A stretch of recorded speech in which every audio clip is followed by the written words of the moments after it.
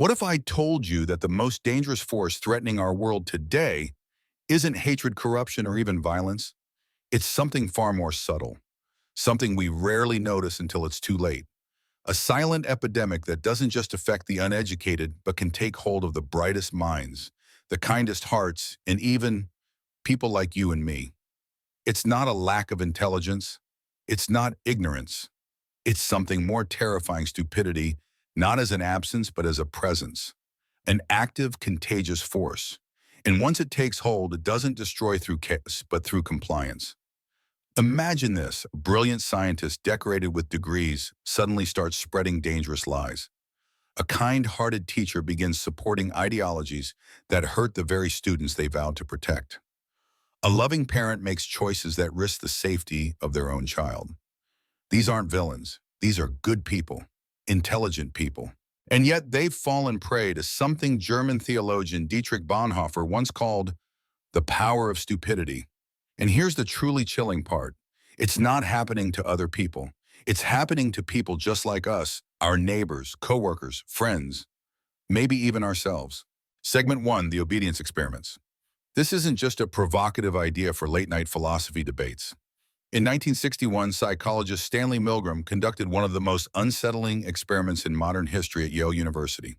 His goal: to explore obedience. His method: simple but horrifying.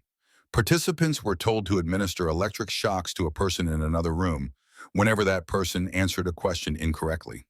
The shocks weren't real, but the participants didn't know that. And what happened, even as the victim screamed in pain, even when they pleaded for the shocks to stop? 65% of participants continued delivering what they believed were potentially deadly levels of electricity. These weren't monsters. They were everyday people: students, workers, neighbors, not sadists, not psychopaths, just people who had temporarily surrendered their ability to think morally independently. This, Bonhoeffer argued, is how civilization crumbles, not with fire and blood, but with silent obedience. Segment 2, Bonhoeffer's warning from prison. Dietrich Bonhoeffer was no armchair philosopher.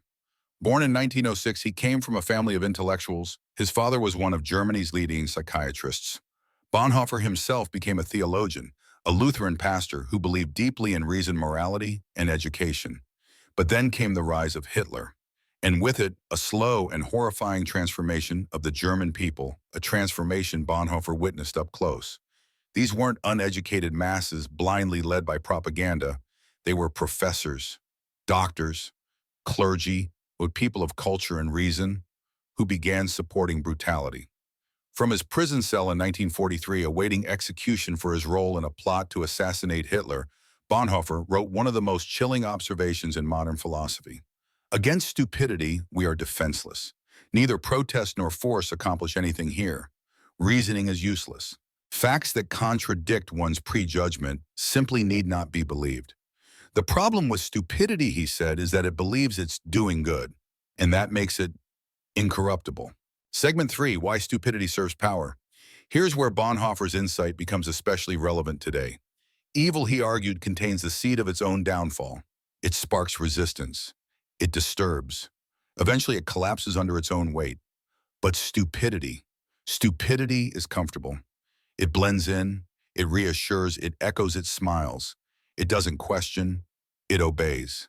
And that makes it the perfect tool for those in power. Unlike evil, stupidity doesn't need to be censored because it won't challenge anything.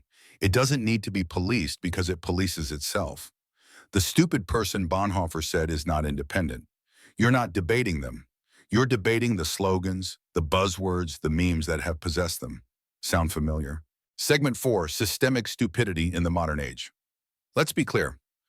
Bonhoeffer wasn't calling people with low IQs stupid. He was describing something far more dangerous, a kind of willful ignorance that emerges not from lack of intelligence, but from a broken system. In his letters from prison, he described how this stupidity is produced by the environment itself, by pressure, propaganda, and exhaustion. And now, decades later, psychology and economics have confirmed what Bonhoeffer saw in the streets of Nazi Germany. In today's world, intellectual surrender isn't a rare failure. It's often the only rational choice. Think about it. When people are working multiple jobs, drowning in debt, bombarded by 24/7 notifications, when do they have time to research policy, history, or science? When does anyone pause to ask, is this true? Where did this idea come from? We now live in a world where our attention is a commodity. Social media thrives on outrage, not nuance. News outlets are paid by clicks, not by truth. Politicians win votes by selling fear, not complexity. And slowly thinking real critical thinking becomes a luxury few can afford. Segment 5. The Science of Why We Give In. In the 1950s, psychologist Leon Festinger developed the theory of cognitive dissonance. It showed how we unconsciously avoid thoughts that conflict with our identity beliefs or social group. It's easier to change your memory than your tribe. It's easier to justify a lie than admit you were wrong. And it's easier to follow the crowd than stand alone. And so stupidity spreads, not as a flaw, but as a feature of the systems we live in. It's not a bug, it's built in. Bonhoeffer saw this. He lived it. He died for refusing to surrender his ability to think. So let me ask you again, have you ever believed something simply because the people around you believed it too? Maybe it was harmless, maybe it wasn't. But in a world where silence and conformity can be weaponized, where systems reward emotional reactions over thoughtful ones, and where even the best of us can be seduced by the comfort of not thinking, we need to stay alert. We need to stay awake. And above all, we need to stay curious. Because against stupidity, we are defenseless, unless we choose every day to resist it. In the last section, we uncovered Bonhoeffer's chilling insight that stupidity is not merely a flaw in reasoning, but a force that thrives under pressure, conformity, and chaos. But the question remains, why does the human mind surrender so easily? And more importantly, can we stop it? Segment 6. Stupidity isn't just individual, it's social. Psychologically, when we're confronted with information that contradicts our beliefs, the brain doesn't pause and weigh the facts with calm objectivity. Instead, it fights back. It resists. It deflects. It protects the narrative we already believe. But here's what Bonhoeffer understood long before neuroscience had the tools to confirm it. This reflex isn't just stronger under pressure. It's designed to survive there. When people are stressed, overwhelmed, or economically insecure, their cognitive defenses become more rigid, not less. And sadly, these are exactly the conditions modern systems are built to create. Bonhoeffer didn't view stupidity as a personal failing. He saw something broader, something far more dangerous. To him, stupidity was not psychological but sociological. It grows in groups, it feeds on crowds, it blooms in collectives where individual thinking is quietly replaced by shared slogans, symbols, and rituals. In his own words, stupidity takes possession of a person not unlike a virus. The individual becomes a vessel for the group's ideas, no longer reasoning independently, but echoing whatever the collective says. This was a revolutionary insight, and decades later, the experiments of psychologist Solomon Asch would prove him right. Segment 7, the experiment that proved Bonhoeffer right. In the 1950s, Solomon Asch devised a simple test. A room full of people were shown a set of lines and asked to identify which ones matched in length. But here's the twist, all but one participant were actors instructed to give clearly wrong answers. And what happened when the lone real participant heard everyone else giving obviously incorrect answers?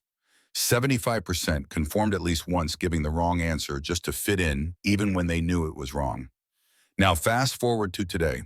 Social media hasn't just replicated this effect, it's amplified it by orders of magnitude. Segment 8. Echo chambers and algorithmic conformity. Social platforms are designed to feed us content that we already agree with, reinforcing our worldview like a digital mirror that never cracks. A 2018 study from MIT found that false information spreads 6 times faster than the truth on Twitter. Why? Because it's emotionally satisfying, because it's simple, because it makes us feel right. When someone shares misinformation that aligns with what they already believe, they are not just being careless, they're being rewarded. The algorithm shows them more of it. Likes pour in, validation accumulates. And just like that, a mind begins to harden, not from hate, but from comfort. Bonhoeffer never saw Facebook. He never experienced TikTok. But he predicted the mechanism perfectly. We are not dealing with individuals anymore.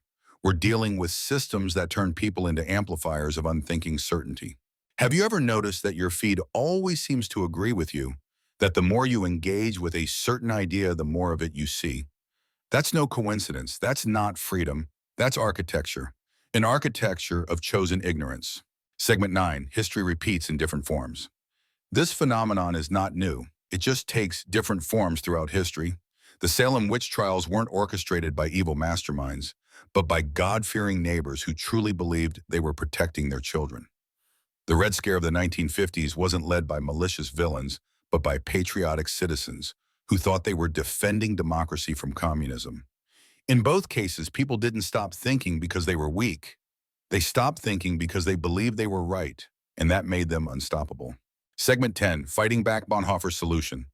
So how do we fight something this insidious?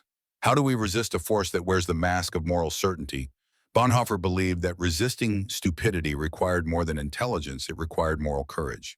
Something he called costly grace, the ability to think independently, even when it's painful, unpopular, or dangerous. And today, that resistance must be both personal and systemic. Segment 11, Practices of Resistance. On a personal level, modern psychology offers tools Bonhoeffer didn't live to see, but would have deeply understood. 1.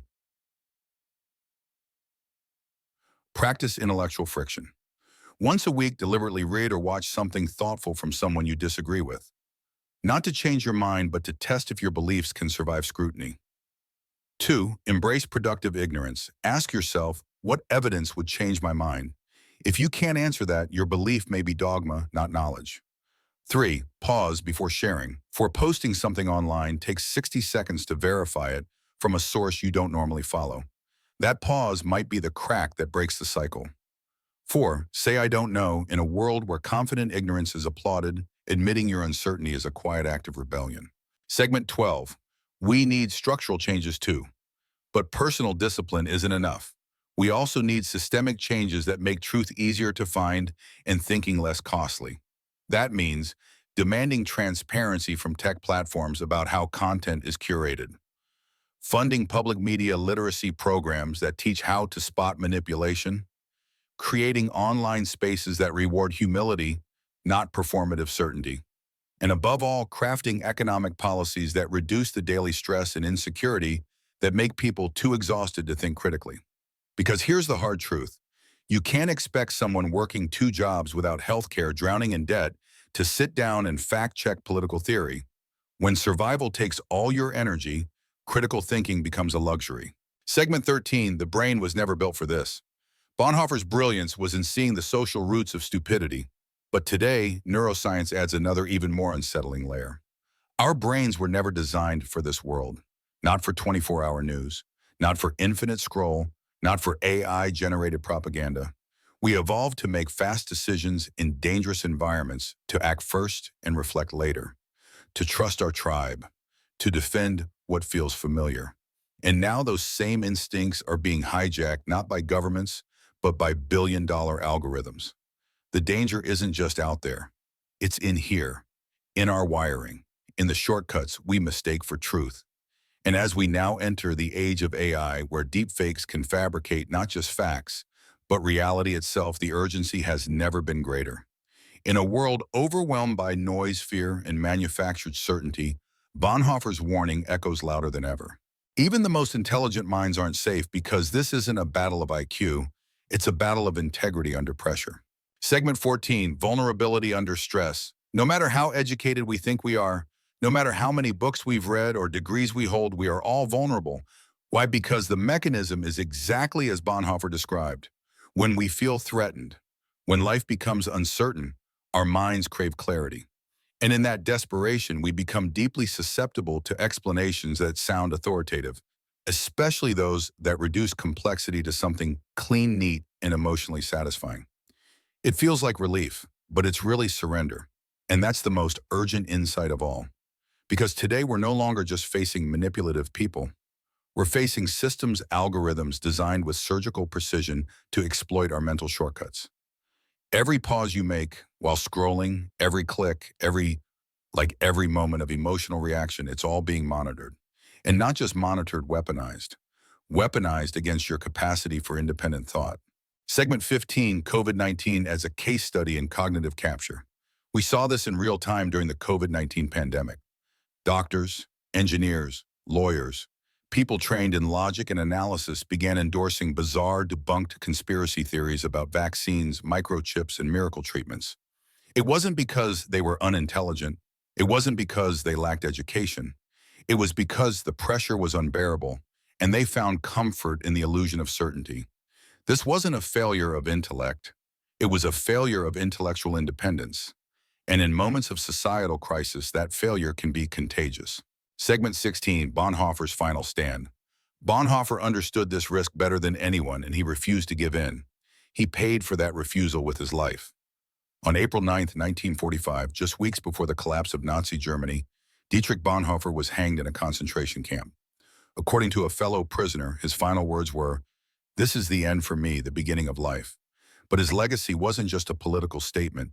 It was a defense of something more profound, the right and the responsibility to think. He saw that when people stop thinking for themselves, they stop being fully human. They become, in his words, puppets, controlled by whatever power happens to be strongest at the time. Segment 17, Who Stands Fast? That brings us to Bonhoeffer's most haunting and timeless question. Who stands fast? Who dares to remain upright when the world demands you bow? Who chooses discomfort over conformity? Who clings to truth when the cost of truth is higher than the reward of lies? The answer isn't found in brilliance. Not in status, not in elite education.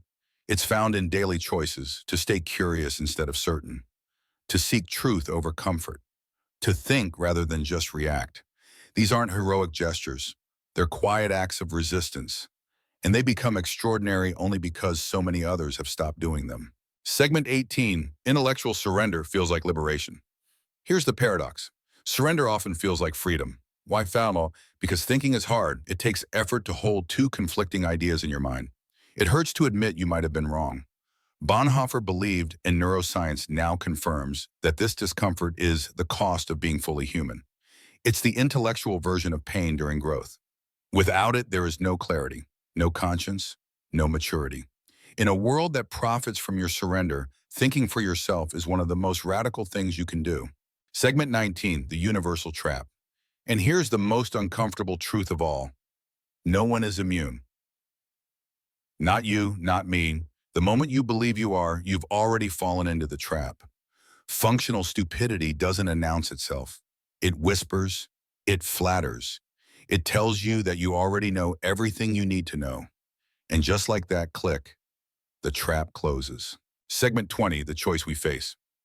So what do? Bonhoeffer's challenge isn't a call to perfection. It's a call to vigilance. Not against some enemy out there, but against the much more dangerous enemy within our own instinct to stop thinking when thinking becomes uncomfortable. His theory of stupidity is unsettling, not because it accuses us, but because it describes us so well. We see it everywhere. Brilliant people falling for obvious lies. Educated professionals making catastrophic decisions. Well-meaning citizens supporting policies that contradict their own values. And the problem isn't intelligence. It's that our society increasingly rewards shortcuts over scrutiny, reaction over reflection, slogans over substance. Segment 21, Where Hope Begins. But within that sobering truth, there's hope. Because if stupidity is partly chosen, it can also be rejected. If it's partly structural, those structures can be changed.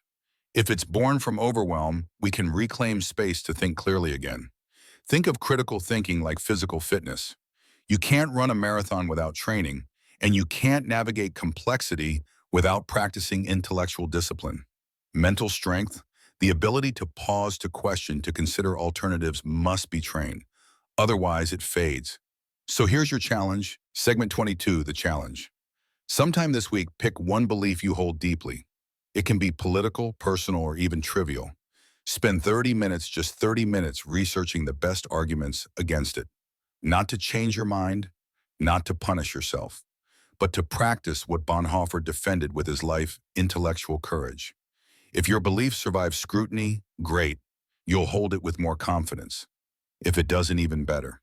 You've grown, you've evolved, you've chosen truth over comfort. Why this matters. The future of human dignity doesn't depend on perfect answers. It depends on people willing to keep asking the hard questions, especially when everyone else has stopped. If this video made you uncomfortable, if it made you question something you once believed, that's not a weakness. That's the beginning of intellectual strength. Share this video with someone who refuses to think passively, someone who dares to ask, what if I'm wrong? Because in a world designed to profit from your surrender, thinking is your greatest form of resistance. Every time you choose curiosity over certainty, evidence over emotion, deliberation over instinct, you are not just protecting your own mind, you are defending the very possibility of human wisdom in an age of artificial stupidity. Now, let me ask you one final question.